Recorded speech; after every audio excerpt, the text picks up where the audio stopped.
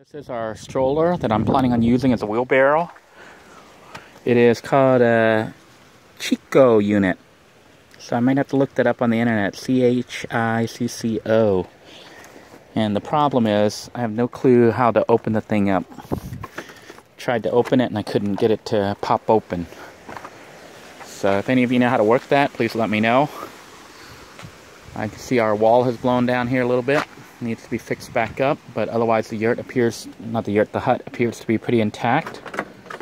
Don't see any of the animals. Looking for snake is what I'm looking for. Our bird nest still appears empty.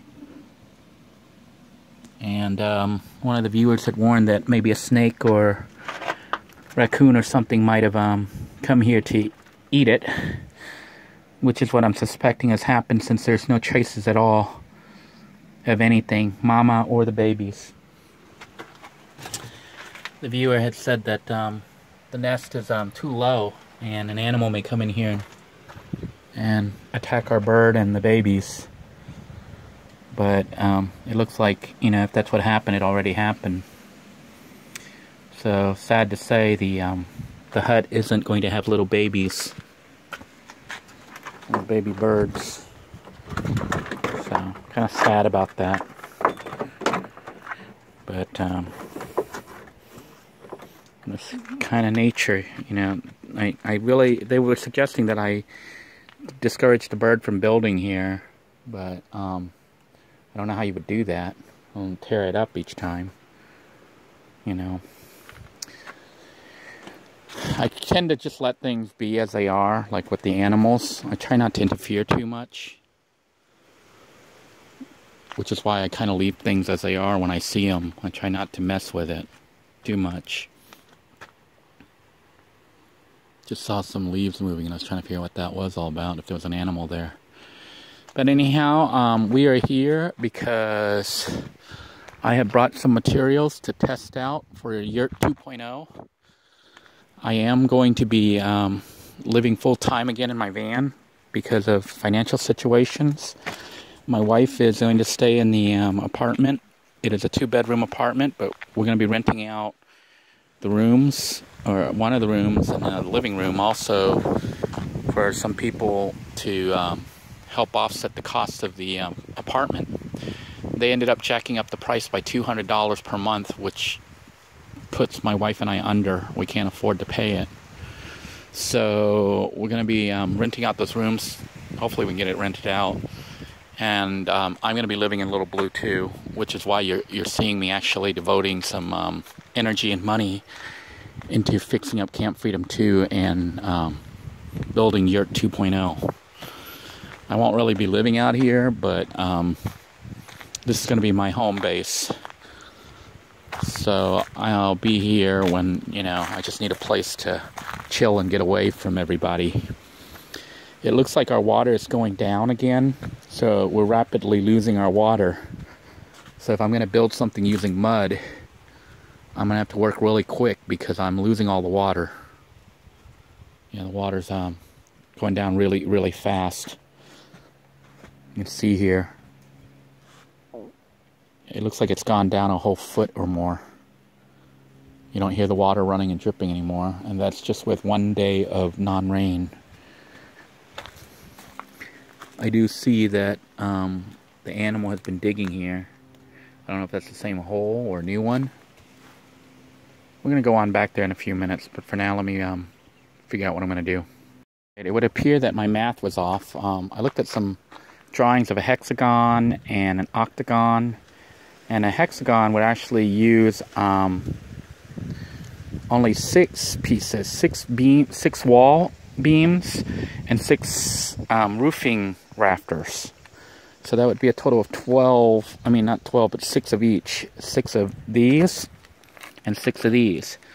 And an octagon would use 8. 8 of these and 8 of these.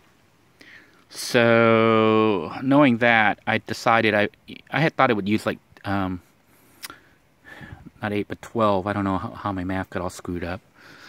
But, basically, if I only need 8 of these are like $2.05. So that's like a little over $16 for the wall beams. And then 8 of these are like $187 or something. So it's like $12 or $14, I don't know. But it comes to about like close to $30, and then with the centerpiece of a little bit under $4. So we're looking at $35 or so for the entire framework, which is actually manageable. So for $35, I think we can get a pretty decent framework for the Yurt, new Yurt 2.0. And then we may use fronds for supporting beams and whatnot. But this time, I'm going to make the fronds stronger. We're not going to, or I might buy some cheaper wood. There's some 95-cent pieces that are like half this size, but the same width. I mean, the same length. Hey, look at that bumblebee. Anyhow, might get those because I think it's only going to be like, we only need like 8 of them. So that's like $8 more. I don't know. We're going to start building and we're going to play it by ear. We're going to go piece at a time, component at a time, and then decide what we're going to do next. But at least this time we have a real plan instead of just me haphazardly putting together lattice work using really weak fronds with Velcro, with zip ties and duct tape. This time we're going to try to build it, and I can see that beam is bent. We're going to try to build it using real wood, and I'll try to screw things together and whatnot to kind of hold it in place. And we're counting on the shape of the structure being an octagon to be able to withstand strong winds like a hurricane.